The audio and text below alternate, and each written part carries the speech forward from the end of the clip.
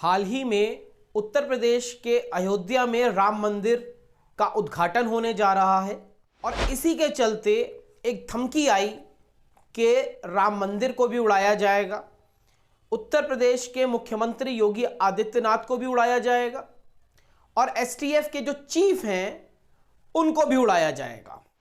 इसके बाद तमाम लोगों की आशंका आतंकवाद की तरफ घूमी, क्योंकि जो ईमेल आया था, जो धमकी दी गई थी, उसमें नाम था एक मुसलमान का, जुबैर खान।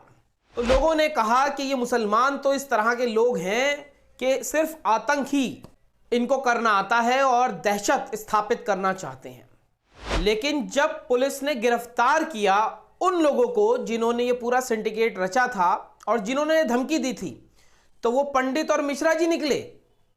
अब सब शक पका गए हैं। जो मेन स्ट्रीम मीडिया है, जो घंटों डिबेट, दिनों डिबेट करती थी मुसलमान का नाम आने पर, अब जब वो पंडित जी मिले, मिश्रा जी मिले, तो मेन स्ट्रीम मीडिया चुप हो गई है। तमाम जो जानकारी है वो आपसे हम साझा करते हैं।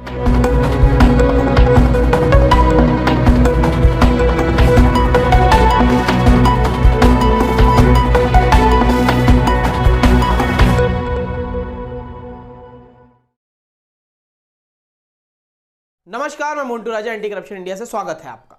देश के अंदर किस तरह मुसलमानों के खिलाफ जहर है वो किसी से अछूता या छुपा नहीं है।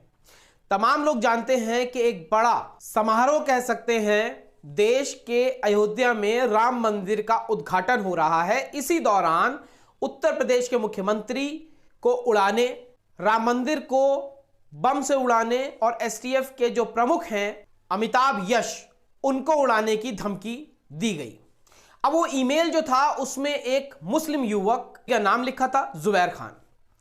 तो सबके तार टुनटुना गए, डिबेट्स होने लगी, तमाम चीजें हुई। लेकिन जब असलियत सामने आई तो सबके पैरों तले जमीन निकल गई।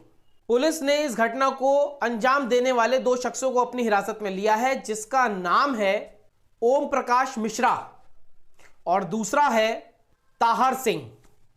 इन दो युवकों को पुलिस ने गिरफ्तार किया है। आपको बता दें, ये दोनों ही युवक मुस्लिम नहीं हैं। और फैक्ट चेकर जुबैर की माने तो ट्वीट के माध्यम से जुबैर ने कहा है कि इसके जो मास्टरमाइंड है वो है देवेंद्र तिवारी, क्योंकि देवेंद्र तिवारी ही वो शख्स है जिसके पास निरंतर इस तरह की धमकियां आ रही हैं। 2023 में, 2021 में, 2022 में निरंतर जो देवेंद्र तिवारी है उसके पास मुसलमान लोग जो हैं उनके नाम से धमकियां आ रही हैं, फोन आ रहे हैं। पहले भी आपने सुना होगा जब मेन स्ट्रीम मीडिया चीख के डिबेट कर रहा था कि योगी को मारने की धमकी आई है और किसी मुसलमान व्यक्ति ने मारने की बात कही है, उसी समय देवेंद्र ने 10 करोड़ रुपए का इनाम भी घोषित कर दिया था कि इस शख्स को जो पकड़ेगा 10 करोड़ रुपए का इनाम मैं दूंगा। अब देवेंद्र तिवारी कौन है इसके बारे में भी आपको बता देते हैं। गौरक्षक है, बीजेपी का नेता है, भारतीय किसान मंच उसने एक संगठन बनाया है, उसका राष्ट्रीय अध्यक्ष भी है। 2022 में बीजेपी को सहायता भी दी थी चुनावों के अंदर। योगी से मुलाकात भी है, फोटो भी है सोशल मीडिया पे। तो देवेंद्र तिवारी इसका मास्टरमाइंड बताया जा रहा है कि ये जो दो शख्स हैं जिन्होंने इस घटना को अंजाम दिया, इनके पीछे देवेंद्र तिवारी हो सकता है, क्योंकि देवेंद्र तिवारी के पास ही ईमेल आते हैं, कॉल आते हैं, चिट्ठी आती है, नेशनल मीडिया डिबेट भी करती है। लेकिन अब जब खुलासा हो गया है कि ये तो जुबैर खान नहीं है, तो अब डिबेट किस पे करें? ये मुद्दा तो मुसलमान हिंदू का बनेगा ही नहीं, तो डिबेट भी नहीं होगी।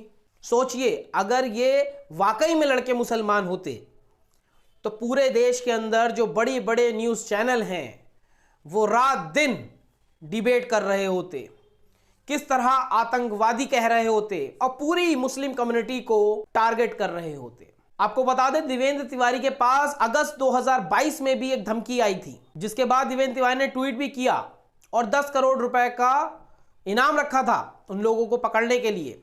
सरकारों से भी गुहार लगा रहा है ये शख्स कि सरकार मुझे बचाए, योगी जी को बचाए। 2021 में भी अजमल नाम के एक शख्स द्वारा इसको धमकी दी गई, इसका आरोप था। और अब 2023 में जुबैर खान के नाम से एक इसके पास मेल आता है जिसमें ये बम से उड़ाने की बात करता है। तो क्या बीजेपी पार्टी के जो नेता हैं या बीजेपी के जो समर्थक हैं, क्या वो आतंकवादी हैं? आखिर इनको मुसलमानों का नाम इस्तेमाल क्यों करना पड़ रहा है? क्यों ये संप्रदाय जो माहौल है उसको खराब करना चाहते हैं? क्या यही राजनीति रह गई है इन लोगों के पास? तमाम इस तरह के सवाल खड़े हो जाते हैं। अब मीडिया इस पे बहस करे, डिबेट करे या ना करे, आप तक ये सूचना पहुंच रही है। आप क्या सोचते हैं इसके बारे में? कमेंट द्वारा अपने विचार जरूर साझा करें। और अगर ये किसी और समुदाय और खास तौर पे अगर मुसलमान होते तो उनके साथ क्या हो रहा होता और तमाम देश के मुसलमानों को क्या कुछ कहा जाता, इस पे भी आप विचार करके अपनी राय कमेंट द्वारा साझा कीजिए। हमें दीजिए इजाजत, अगली अपडेट के साथ आपके समक्ष फिर प्रस्तुत होंगे। अगर अभी तक चैनल को सब्सक्राइब नहीं किया है, कृपया करके सब्सक्राइब, लाइक और शेयर कर ले। हमारे चैनल को आप ट्विटर, इंस्टाग्राम और फेसबुक पे भी फॉलो कर सकते हैं। अगली अपडेट के साथ आपके समक्ष फिर प्रस्तुत होंगे। नमस्कार।